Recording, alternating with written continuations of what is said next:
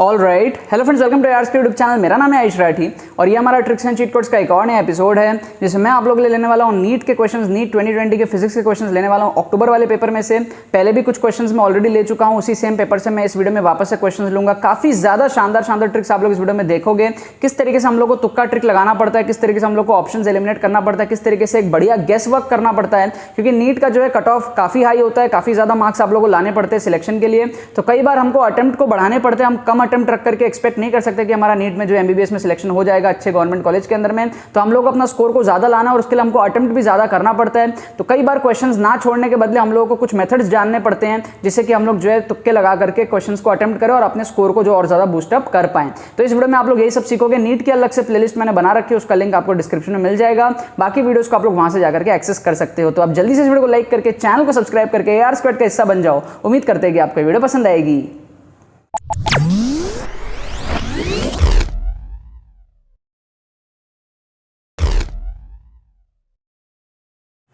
तो देखो यार, यहाँ पर मैंने आपके सामने नीट 2020 का क्वेश्चंस लिया है अक्टूबर वाले शिफ्ट में से, है ना। 2 पेपर हुआ था अक्टूबर सितंबर, तो अक्टूबर के हम लोग यहाँ पर ट्रिक्स देख रहे हैं।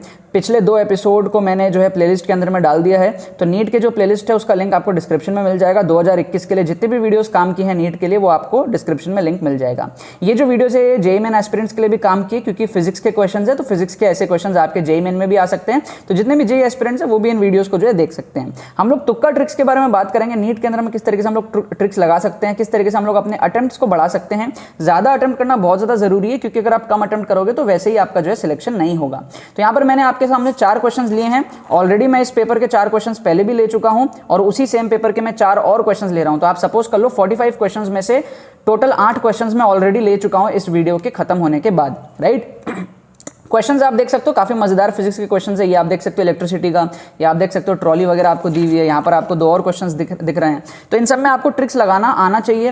यहाँ पर आप देख सकते हो सेंटर ऑफ मास का क्वेश्चन है। ये सारे क्वेश्चन सॉल्वेबल है, आप इसको सॉल्व भी कर सकते हो एक्चुअल तरीके से। लेकिन अगर आप सॉल्व नहीं कर पा रहे हो, किसी भी कारण से आपने अच्छी पढ़ाई नहीं करी या फिर टाइम की कमी है, जो भी आपके रीजन है, आप उसके हिसाब से देख सकते हो। लेकिन इन ट्रिक्स की वजह से आपका टाइम काफी सेव होगा और आप काफी ज्यादा जल्दी क्वेश्चन को अटेम्प्ट कर पाओगे, ठीक है। एक ब्रिलियंट तुक्का लगाना भी मैं आप लोगों को इस क्वेश्चन में सिखाऊंगा।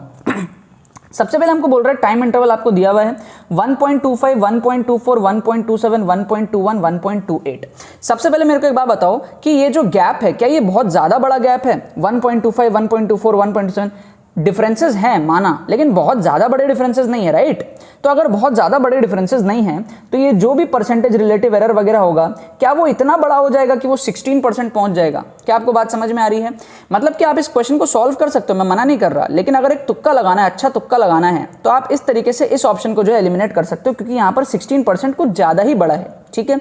ये सारे वैल्यूज जो है पास हैं, कोई भी ऐसा वैल्यू नहीं है जो बहुत ज्यादा आपको जो है गैप दे रहा हो, या फिर जो भी इसका मीन आएगा उससे बहुत ज्यादा आपके जो है एरर देखने को मिले, ऐसा नहीं है, ठीक है। अब बचे आपके पास में 3 ऑप्शन, 2%, 4%, 1.6%। तो अब साइकोलॉजिकली सोचो, 16 के 2 ऑप्शन है, समझ रहे हो आप बात। तो जो भी टीचर क्वेश्चन बनाता है वो आपको कंफ्यूज करने का ट्राई करता है ऑप्शंस में। तो psychologically the answer has to be 1.6%। मतलब ये हैज टू बी का मतलब ये नहीं है कि 100% हमेशा ऐसा होगा, but psychologically maximum number of questions में ये वाली थिंकिंग मैच कर जाती है, ठीक है। ये मैं नहीं कह रहा हूं, ये रिसर्च कह रहा है, मेरा रिसर्च कह रहा है और दुनिया का रिसर्च कह रहा है। आप चाहो तो क्वेश्चंस देखो, ठीक है। फॉर एग्जाम्पल यहाँ पर भी अगर आप क्वेश्चन देखोगे ना, तो यहाँ पर 2 है, फिर यहाँ पर ये 2/3 है, ये 4/3 है। तो 2 ऑप्शन आपको ये 3/3 के दिए हैं, 2 ऑप्शन आपको 2/2 के दिए हैं। तो बहुत हाई चांसेस है कि ये वाला हमारा करेक्ट आंसर होगा, ठीक है। ये तुक्का लगाने के कुछ टेक्निक्स होते हैं। आपको जो क्वेश्चन बना रहे हैं ना, उसके दिमाग से आपको जो है थोड़ा सोचना पड़ता है, समझ रहे हो आप बात को। तो मतलब कई बार आपको जो ऑप्शंस में, जैसे आप देखो यहाँ पर 2 ऑप्शन, ये 0.25, 0.50 वाले हैं, मतलब 5 के मल्टीपल्स में आपके 2 ऑप्शन है। तो हाई चांसेस है इन दोनों में से जो आपका आंसर बनेगा, समझ रहे हो।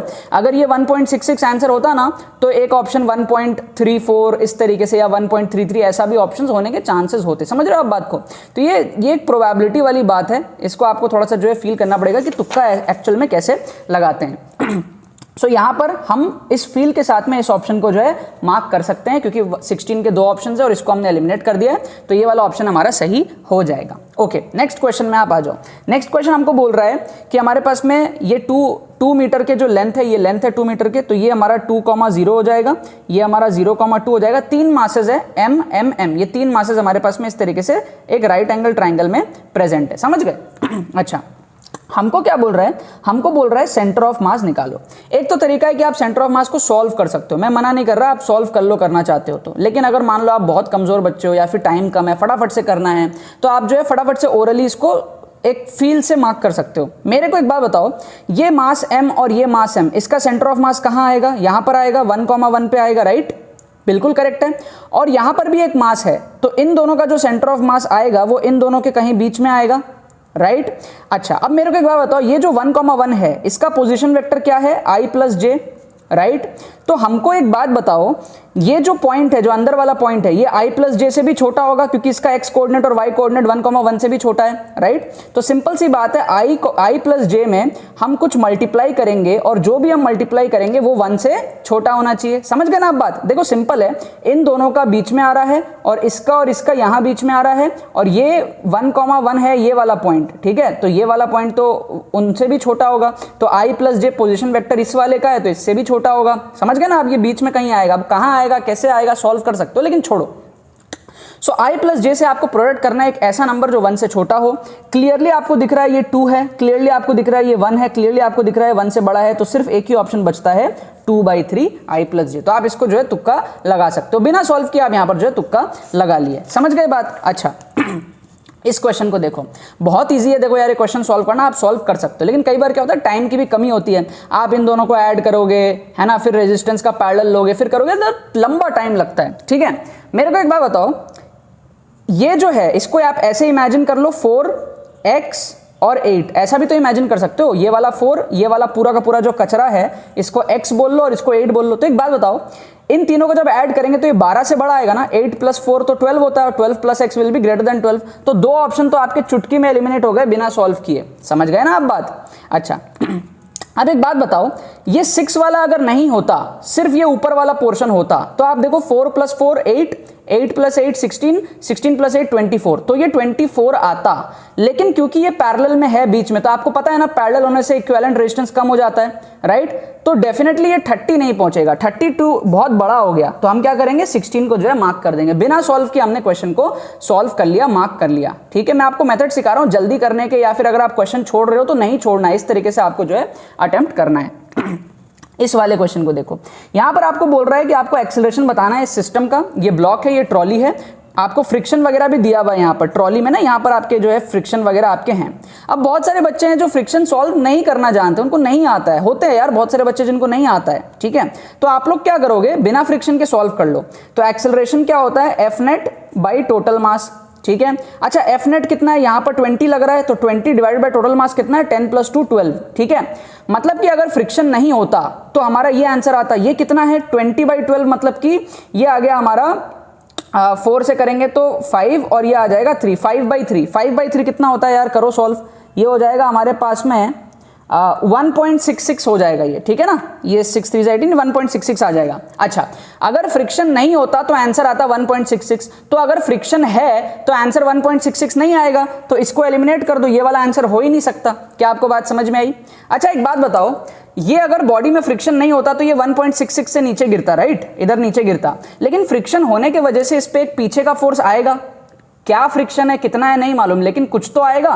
जो भी आएगा उसके वजह से आउटपुट क्या आएगा, एक्सेलरेशन कम हो जाएगा। तो answer should be lesser than 1.66। क्या आपको ये बात समझ में आ रही है? तो हमारा लेसर देन 1.66 में ये 3 ऑप्शन बनते हैं, ठीक है।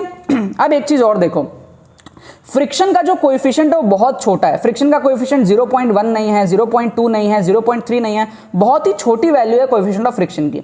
इससे ये भी हमको समझ में आ रहा है कि जो भी फ्रिक्शन होगा वो बहुत ज्यादा बड़ा नहीं होगा। समझ गए आप बात? हमारा यहाँ पर केजी है 10 kg, तो म्यू नॉर्मल वगैरह आप कर सकते हो, बट आपको एक फील वाली बात बता रहा हूँ। तो फ्रिक्शन आएगा लेकिन बहुत बड़ा नहीं आएगा, क्योंकि 0.05 का ही कोएफिशिएंट ऑफ फ्रिक्शन है। तो इससे हम लोग ये बोल सकते हैं कि यार ये 1 होने के चांसेस कम लग रहे हैं, मतलब एक्सेलरेशन कम होगा बट बहुत ज्यादा कम होने के चांसेस थोड़े कम लग रहे हैं। तो इसको भी हम लोग इस लॉजिक से एलिमिनेट कर सकते हैं। अब ये 0.25 और 1.50 में इसमें आप जो है एक तुक्का लगा सकते हो, ठीक है। आप में से जितने भी बच्चे एक तुक्का लगाने का ट्राई करना चाहते हैं, कमेंट में जाकर के लिखो क्वेश्चन 4 का तुक्का ए या फिर क्वेश्चन 4 का तुक्का बी। फिर मैं आपको करेक्ट आंसर बताऊंगा इन दोनों में से। आप लोग फिर जाके उस कमेंट को एडिट करना और बताना कि मेरा सही हुआ या फिर मेरा गलत हुआ, ठीक है।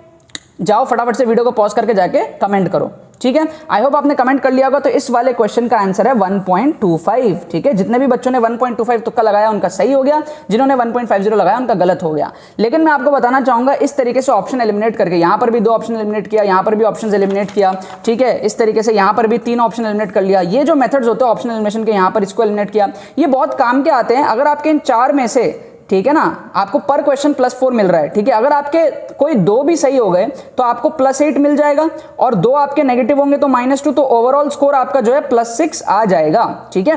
तो एटलीस्ट आपको जो है अटेम्प्ट करने चाहिए ज्यादा, क्योंकि 4 में अगर 2 भी सही हो गया तो आपको जो है अच्छा खासा +6 का स्कोर मिल रहा है। अदरवाइज आप ये चारों क्वेश्चन जो है छोड़ने वाले थे, ठीक है। बाकी तो बस यही बात है।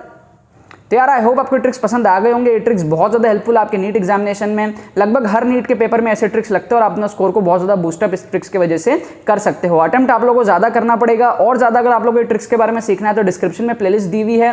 ट्रिक्स की ओरिजिनल प्लेलिस्ट का भी लिंक आपको डिस्क्रिप्शन में मिल जाएगा, और नीट 2021 का जो सेपरेट प्लेलिस्ट है उसका भी लिंक आपको डिस्क्रिप्शन में मिल जाएगा।